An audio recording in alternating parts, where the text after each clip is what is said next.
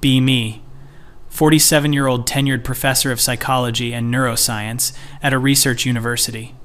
Spent 2 decades building a reputation on careful, methodical research, examining cognitive performance across demographics, published dozens of papers, sat on editorial boards, reviewed grants.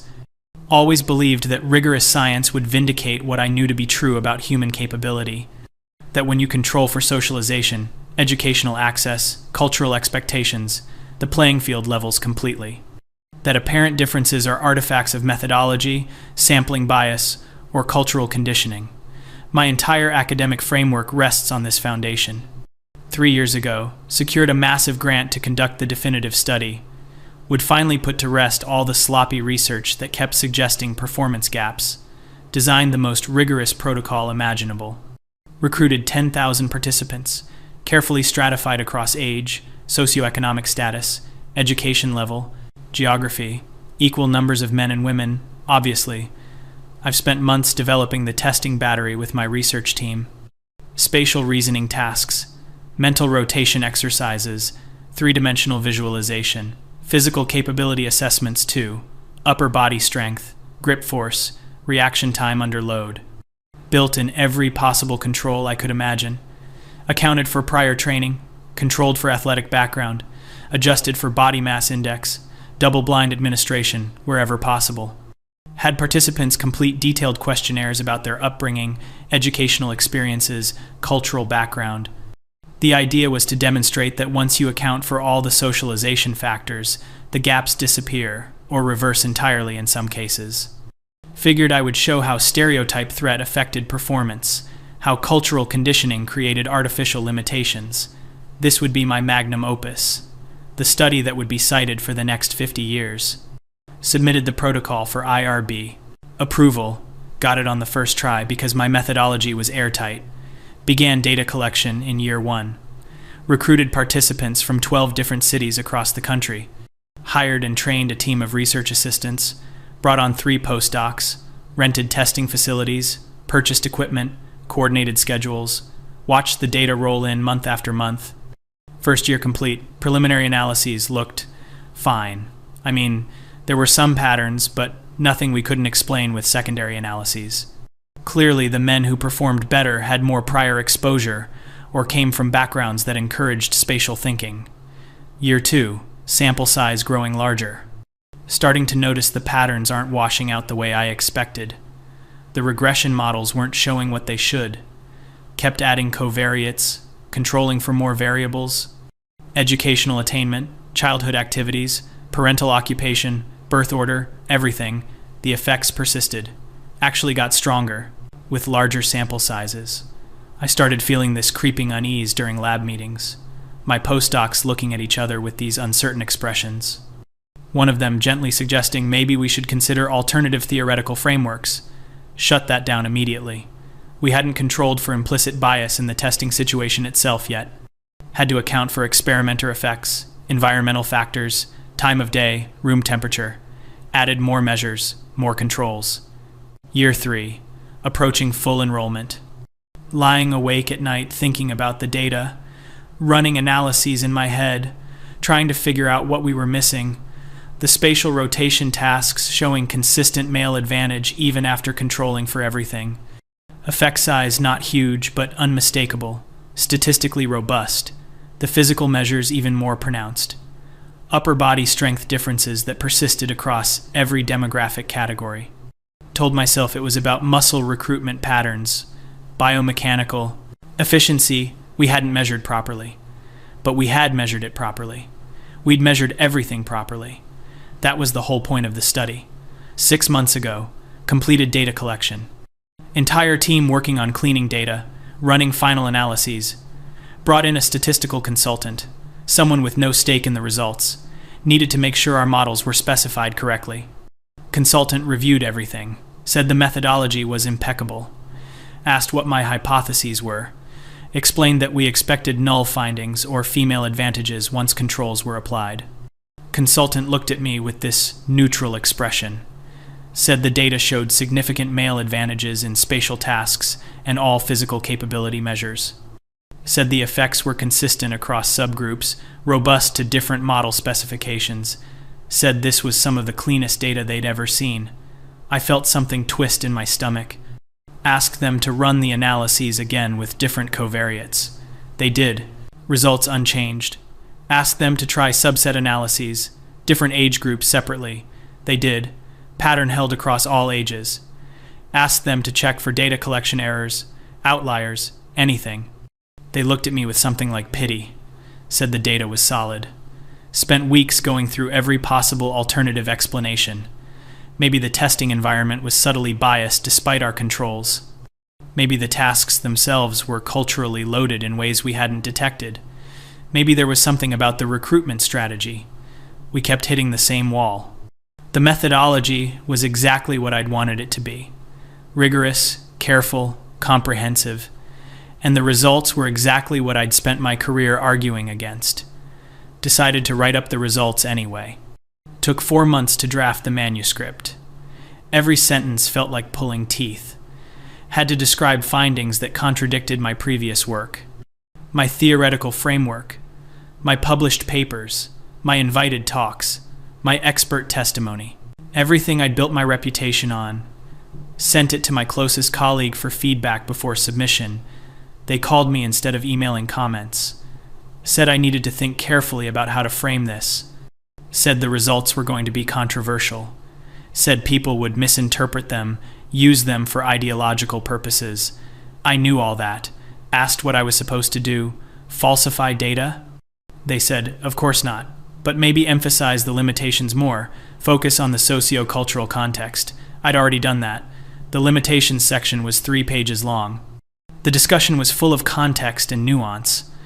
But the results were the results. Submitted to a top-tier journal known for rigorous peer review. If the methodology was flawed, the reviewers would catch it. Waited 3 months for reviews.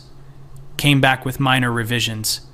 Reviewers praised the study design, the sample size, the careful controls. One reviewer said it was the most methodologically sound study on the topic they'd encountered. Requested some additional analyses, clarification of a few points, standard stuff. No one questioned the fundamental findings. Revised and resubmitted. Accepted 2 weeks later. Sat at my desk staring at the acceptance email. Should have felt triumph, vindication. This was the kind of publication that justified a career. Major journal, huge sample, definitive methodology. Instead felt hollow. Paper scheduled for publication in 6 weeks. University Public Relations Office got wind of it. Wanted to do a press release, showcase the large-scale research coming out of our department. Tried to downplay it. Told them it was just another academic paper. Not really newsworthy. They disagreed. Said a 10,000 participant study was exactly the kind of research universities want to highlight. Said it demonstrated our capacity for large-scale science. Said they wanted to organize a press conference. Felt panic rising. Explained that the findings were sensitive, could be misinterpreted. They said that's why we should present them in a controlled setting, with proper context. Said I could explain the nuances, the limitations, the importance of not overgeneralizing. Found myself backed into a corner. Couldn't explain why I didn't want to present my own findings without revealing my ideological discomfort, and that would undermine my credibility as a scientist. Had spent my entire career insisting that I followed the data wherever it led, that I wasn't driven by ideology, that I trusted rigorous methodology. Now the methodology had led somewhere I didn't want to go, and I had to follow it anyway. Agreed to the press conference. Scheduled for 2 weeks before publication, standard embargo arrangement, university auditorium, invited campus and local media. Spent those 2 weeks preparing my presentation.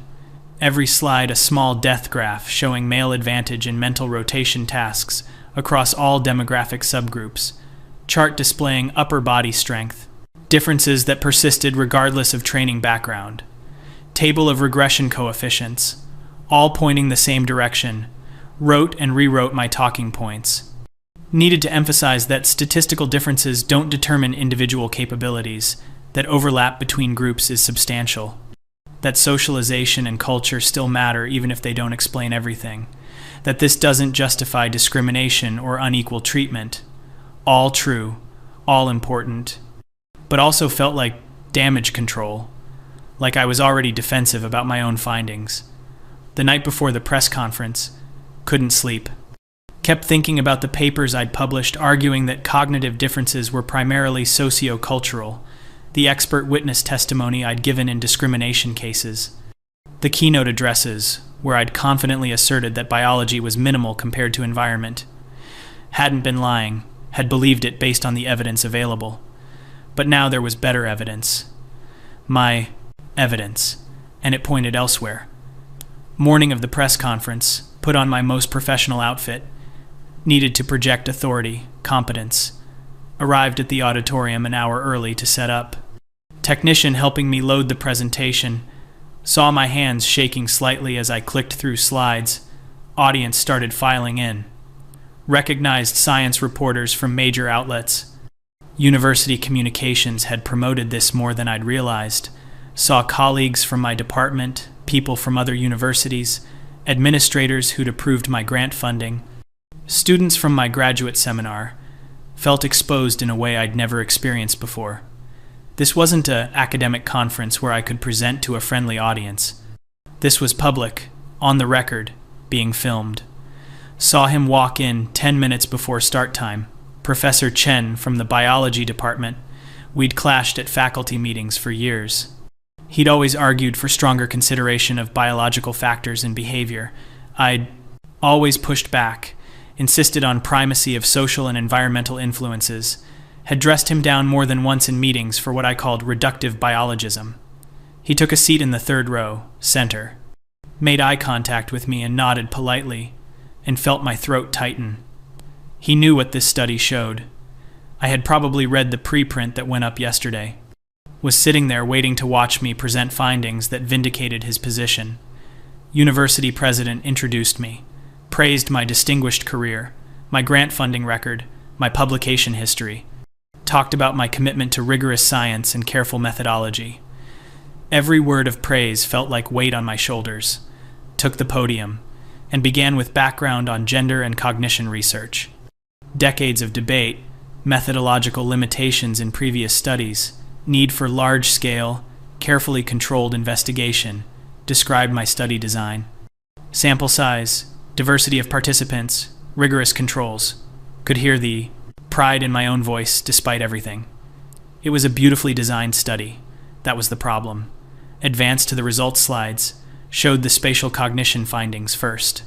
Significant male advantages in mental rotation, three-dimensional visualization, spatial navigation tasks, effect sizes moderate but consistent, present across age groups, education levels, geographic regions, heard some murmuring in the audience, continued to physical capability results, upper body strength, grip force, reaction time under load, differences more pronounced here, even after controlling for body mass, training history, athletic participation, laid out the statistical evidence, confidence intervals, p-values, effect sizes, everything meticulously calculated and reported. Moved into the discussion section. This was where I could provide context, nuance, as began explaining that group differences don't determine individual capabilities, that substantial overlap exists between male and female distributions, that these findings don't justify discrimination, that socialization and culture remain important factors even if they don't explain all variance, that biological tendencies can be modified through training and practice. All true, all important qualifications. But even as I said them, could feel how defensive they sounded. Like I was making excuses for my own data. Opened the floor for questions. First few were softballs from friendly colleagues, asking about specific methodological details, future research directions. Then saw Chen's hand go up. Had known this was coming. Called on him, kept my voice steady. He stood, voice calm and measured, said he wanted to commend me for conducting such rigorous research. Said it took intellectual courage to publish findings that contradicted one's theoretical priors. Every word landed like a small knife. Then asked his question. Given these findings, did I plan to revise my previous theoretical framework, the one that minimized biological factors in favor of sociocultural explanations? The question I'd been dreading, Could feel every eye in the room on me. The cameras recording, reporters taking notes. My graduate students watching their advisor navigate this moment. Thought about dissembling, deflecting, talking about how science is iterative, how we update based on new evidence. All true, but would sound evasive. Thought about getting defensive, attacking the framing of his question. Would look petty and undermine my credibility.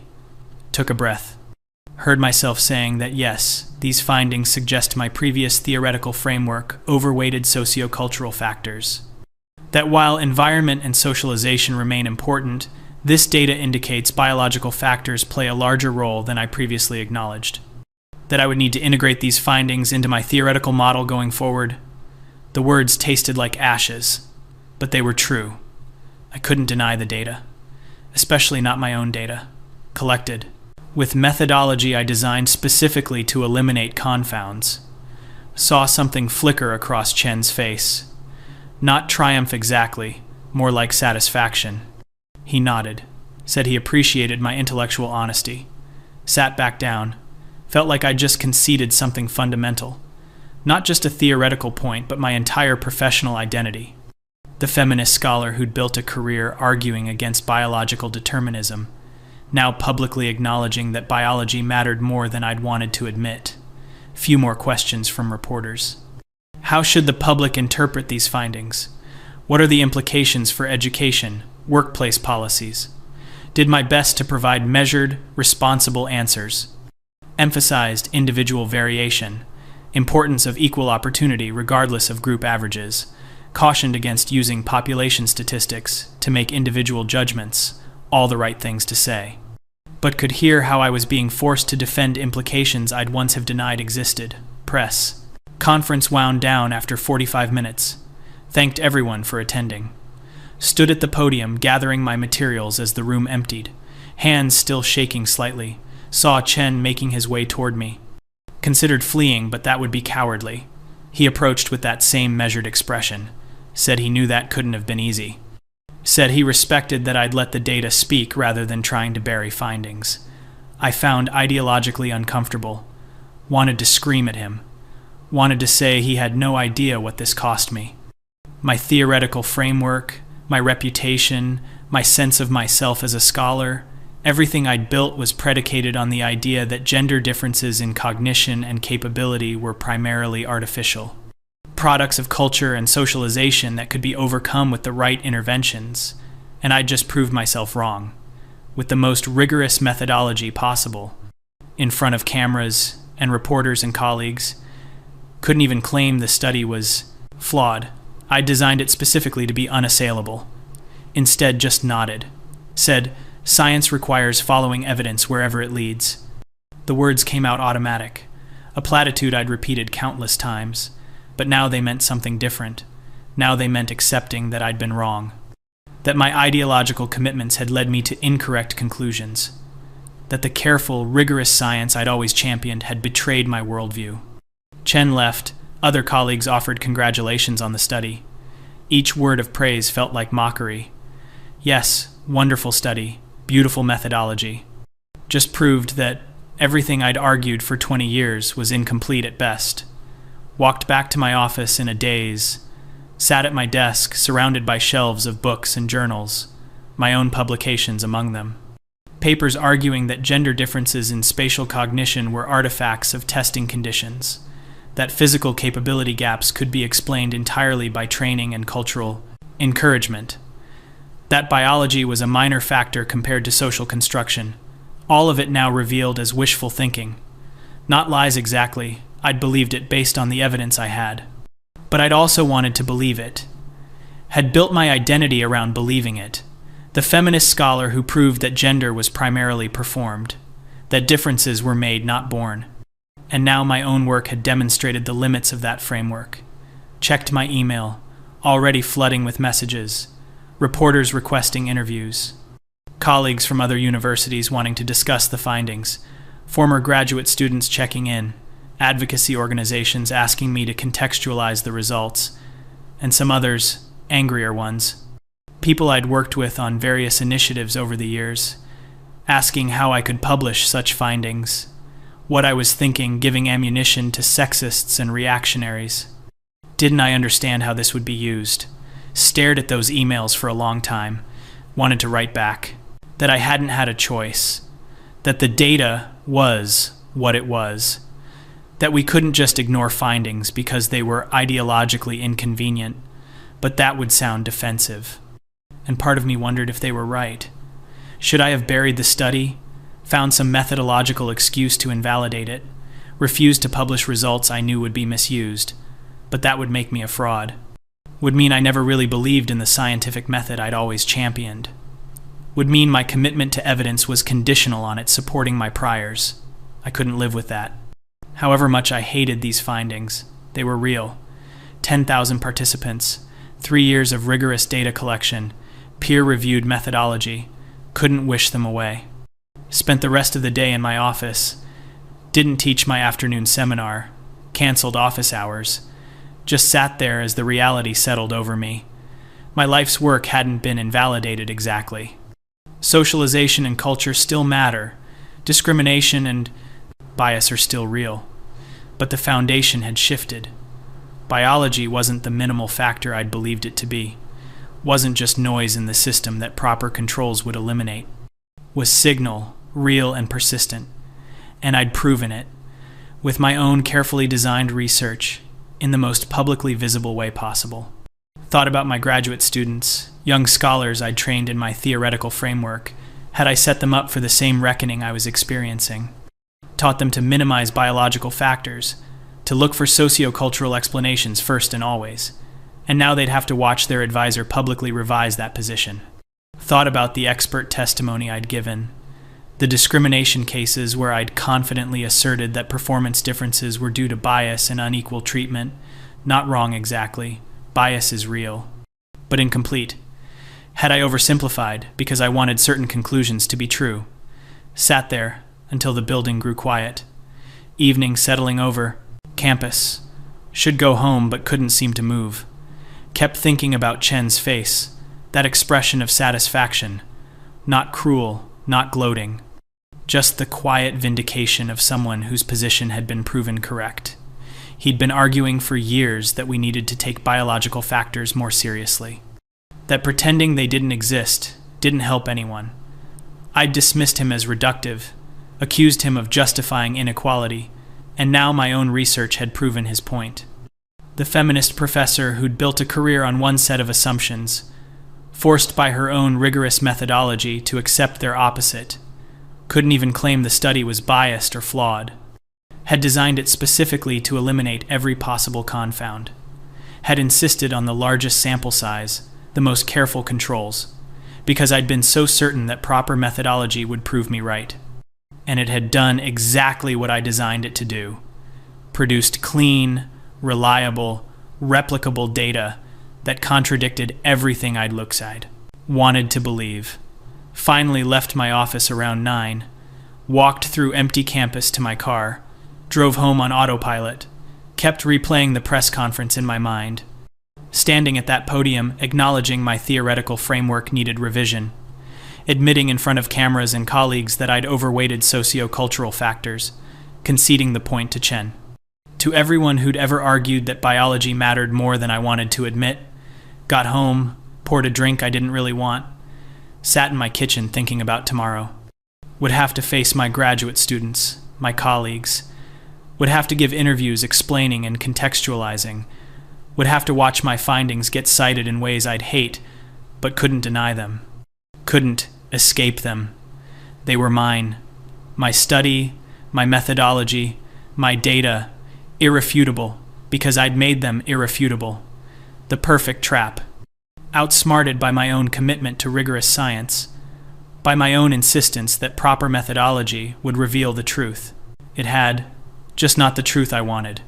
Sat there in my kitchen, 47-year-old tenured professor, distinguished publication record, respected scholar, feminist academic who'd built everything on a foundation that had just cracked, and there was no way out.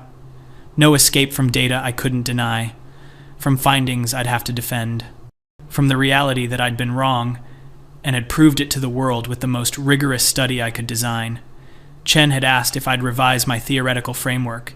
The answer was yes. Had to. The data demanded it. My own standards demanded it. And that was the real humiliation.